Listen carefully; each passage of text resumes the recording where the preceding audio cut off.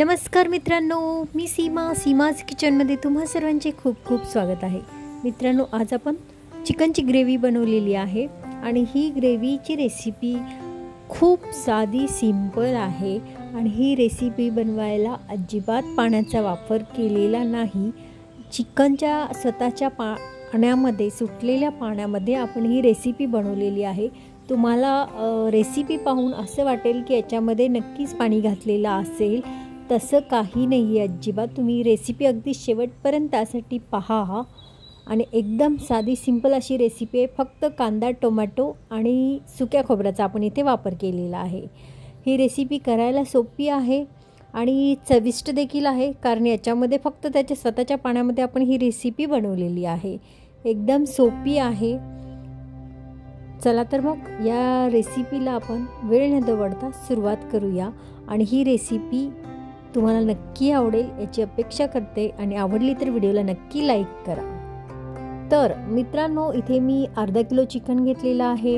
यामध्ये आपण 1/4 कप दही घालून घेतलेलं आहे आणि अर्धा टीस्पून हळद पावडर घातलेली आहे.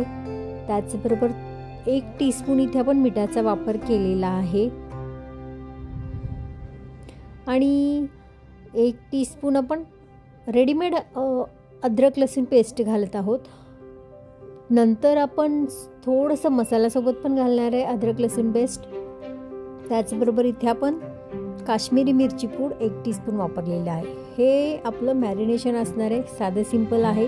एक 10 ते 20 मिनिटच आपल्याला हे सर्व चिकनला हा मसाला आणि हे दही व्यवस्थित लावून ठेवायचं आहे आणि आपण लगेचच या रेसिपीला पुढच्या लगेच सुरुवात करणार आहे. फक्त 10 ते जास्तीत जास्त 15 मिनिट तुम्ही या चिकनला हे लावून ठेवायचं आहे. या रेसिपीसाठी मात्र कांदा भरपूर लागणार आहे. इथे मी 3 टेबलस्पून तेल घालून घेतलेलं आहे कढईमध्ये आणि यामध्ये आपल्याला मी जवळपास ही रेसिपी फक्त कांद्यामध्ये आणि टोमॅटोमध्ये म्हणजे पाणी न घालता बनवत असल्यामुळे आपल्याला 3 कांदे मी बारीक चिरून घेतलेले आहेत, मध्यम आकाराचे. एकदम बारीक चिरून घेतलेला आहे कांदा, जितका जमेल तितका, कारण मी इथे असं फक्त खोबरं वाटण करून घातलेलं आहे. तुम्हाला दाखवेनच मी, आणि ते सुद्धा अगदी कमी प्रमाणात खोबरं वाटण करून मी याच्यामध्ये घातलेलं आहे. का तर या रेसिपीला एकजीवपणा येण्यासाठी मी इथे थोडासा खोबऱ्याचा वापर केलेला आहे. आता हा कांदा आपल्याला अगदी गोल्डन ब्राऊन कलर येईपर्यंत मध्यम आचेवर भाजून घ्यायचे. कांदा तर आपला भाजतो आहेच आहे. तोपर्यंत आपण फक्त जे खोबरे मी बोलले होते ते इथे मी थोडंसं भाजून घेतलेलं आहे. एक 2 ते 3 टेबलस्पून आहेत हे खोबऱ्याचे काप भाजून घेऊन मी वाटून घेतलेले आहे. आता कांदा देखील पहा, आपला मस्त असा ब्राऊन कलर आलेला आहे आणि याच्यामध्ये आता आपल्याला अजून थोडंसं भाजून घेऊया, थोडंसं अजून डार्क करून घेऊयात आणि त्यानंतर आपण याच्यामध्ये सुरुवातीला घालणार आहोत जे पावडर मसाले. नेहमीप्रमाणे पावडर मसाले सुरुवातीला घालायचे. आता यामध्ये आपण 3 टेबलस्पून मिरची पावडर घालून घेऊयात आणि आधी आपण हळद पावडर घातलेलीच होती. आता थोडीशी अजून अर्धा टीस्पून इथे मी घातलेली आहे.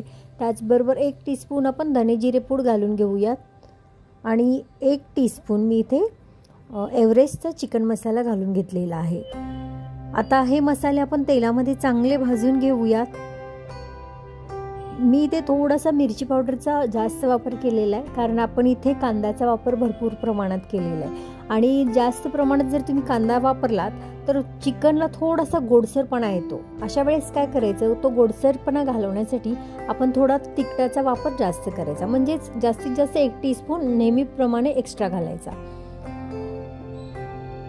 आता मसाले भाजून झालेले आहेत. याच्यामध्ये मी बारीक चिरलेले 2 टोमॅटो आहेत ते घालून घेते आहे आणि टोमॅटो घातल्यानंतर याच्यामध्ये थोडंसं आपण मीठ घालून घेऊया, कारण मीठ घातल्यामुळे काय होतं, जो टोमॅटो आहे तो पटकन शिजला जातो.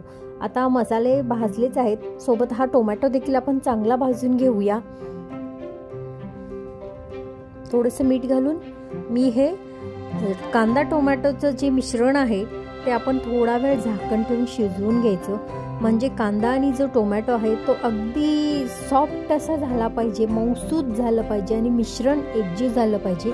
अशा पद्धतीने हे शिजवून घ्यायचं आहे. म्हणून थोडा वेळ आपण याला अगदी तेल सुटेपर्यंत भाजून घेऊया झाकण ठेवून. अधूनमधून हलवून घ्यायचं आहे. जर कांदा म्हणजे चटकू शकतो, जर तुम्हाला वाटलंच की जर चटकत आहे हा मसाला, तर याच्यामध्ये 1 ते 2 टेबलस्पून पाणी घालायचे आणि चांगला हा मसाला अगदी व्यवस्थित भाजून घ्यायचे. पहा तुम्ही याचा कलर पहा, आता मगाशी कसा कलर होता आणि आता कसा. जेवढं तुम्ही छान भाजून घ्याल तितका याचा कलर खूप सुरेख उठून येतो. आता पहा कांदा मस्त, टोमॅटो आणि कांदा छान शिजलेला आहे आणि एकसारखं असं मिश्रण हे तयार झालेलं आहे. अशा वेळेस काय करायचं, जे आपण मॅरिनेट करून जे चिकन ठेवलं होतं ते आपण चिकन याच्यामध्ये घालायचं. आता दही घातल्यामुळे या चिकनला आपोआपच पाणी सुटणार आहे. शिवाय चिकनला जे स्वतःचं पाणी सुटतं ते सुद्धा वेगळंच असतं. त्यामुळे थोडंसं दही आणि चिकनचं जे पाणी आहे त्याच पाण्यामध्ये आपल्याला अशा पद्धतीने मध्यम आच ठेवून चिकन चांगलं शिजवून घ्यायचे. अधूनमधून आपल्याला हलवून देखील हे चिकन शिजवायचे, नाहीतर हे खाली चटकू शकतो. त्यासाठी आता हे चांगलं आपण परतलेलं आहे, याच्यावर झाकण ठेवूया आणि मध्यम आचेवर आपण शिजवून घेऊया. मी कोणत्याही प्रकारचा इथे पाण्याचा वापर करणार नाही. थोड्या वेळाने फक्त हलवत राहायचं आहे. तुम्हाला अंदाज येईलच, ह्याच्यामध्ये आपोआपच असं त्याचं स्वतःचं पाणी सुटायला चालू होईल. आता चिकन चांगलं परतल्यानंतर याच्यामध्ये जे आपण खोबरं भाजून घेतलं होतं त्याचं वाटण बारीक करून घ्यायचं आहे, एकदम फाईन पेस्ट, आणि ते याच्यामध्ये घालून ते सुद्धा अगदी चांगलं परतवून घ्यायचं आहे चिकनसोबतच. वाफेवरच आपल्याला हे चिकन शिजवायचं आहे, त्यामुळे पटकन असं याच्यावरती आपण झाकण ठेवून शिजवून घेऊया. थोड्या वेळाने तुम्ही पाहाल तर याच्यामध्ये भरपूर असं पाणी सुटलेलं असेल. पहा, तुम्ही पाहू शकताय मी अजिबात पाण्याचा वापर केलेला नाही, पण इथे मी दही ऑलरेडी लावून ठेवलं असल्यामुळे या चिकनला पाणी भरपूर सुटलेलं आहे.